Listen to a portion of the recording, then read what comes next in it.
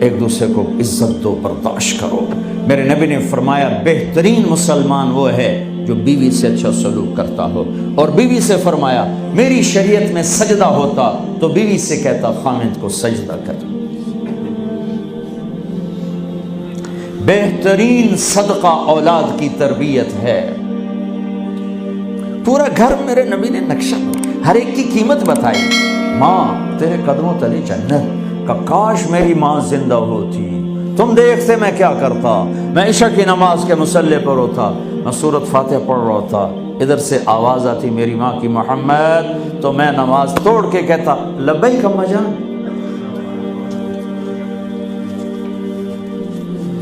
باپ کا تیرے جنت کا دروازہ ہے، باپ تیری جنت کا دروازہ ہے، کھولنا توڑنا نہیں، کھولنا توڑنا نہیں،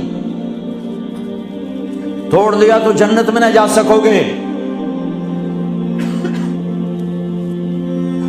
سب سے بہترین مسلمان جو بیوی سے اچھا سلوک کرے، سب سے بہترین عورت جو اپنے خامند کی منشا کو دیکھے۔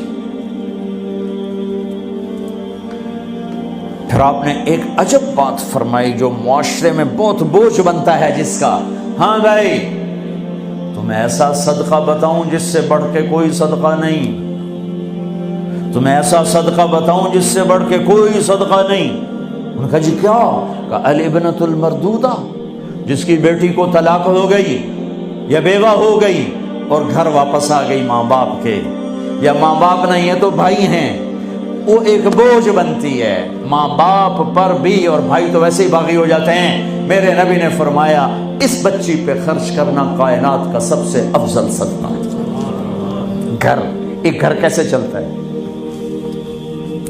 ہمارے ہاں پنجاب سندھ بلوچستان سرحد میں بہنوں کو وراثت میں کوئی حصہ نہیں ملتا، سب بھائی کھا جاتے ہیں۔ میرے نبی نے فرمایا جس کو اللہ نے 2 بہنیں دیں اس نے ان کا حق ادا کیا، شادی کی حق ادا کیا۔ ماں باپ کی وراثت میں سے ہوتا ہے، اگر میں نے کوئی خود کمایا ہے اس میں بہنوں کا حق نہیں، ماں باپ سے اگر 1 روپیہ بھی آیا ہے تقسیم کیا جائے گا۔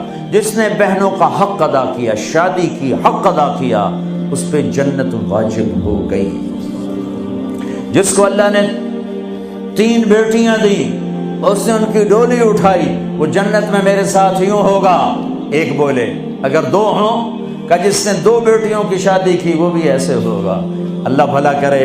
ایک صحابی کا کہ جس کی 1 ہو، کہ جس کی 1 ہے، اگر اس نے اس کو عزت سے رخصت کیا تو وہ بھی میرے ساتھ ایسے ہی ہوگا۔ پھر کئی بچیوں کو طلاق پڑی ہے کہ اس کو بیٹا نہیں ہوتا۔ یہاں آنے سے پہلے کا واقعہ، پنڈی سے بچی رو رو برا حال اس کا، میں تو فون سنتا ہی نہیں ہوں ایسے کہ میرا تو کلیجہ پھٹ گیا ہے۔ ہے کہنے لگی کہ سسرال نے کہا تھا بیٹی ہوئی تو طلاق دے دیں۔ میں نے کہا اس میں میرا کیا قصور ہے، اور بیٹی ہی ہوئی اور مجھے طلاق پڑ گئی، اور میں گھر آ گئی 22 سال کی عمر میں۔ بیٹی دینے والا اللہ اور ظلم کرنے والا سسرال۔ میرے نبی کو اللہ نے بیٹے دے کے اٹھا لیے، قاسم اٹھا لیے، عبداللہ اٹھا لیے، ابراہیم اٹھا لیے، 4 بیٹیاں دی، 3 زندگی میں اٹھا لی، زینب، ام کلثوم، رقیہ، تینوں آنکھوں کے سامنے چلی گئیں۔ فاطمہ سے نسل چلی، آپ نے فرمایا لوگوں کی نسل بیٹے سے چلتی ہے، میری نسل میری بیٹی فاطمہ سے چلی۔ اس لعنت کو دھویا۔ عورت کا کیا قصور ہے اگر اس بیچاری کو بچیاں ہو رہی؟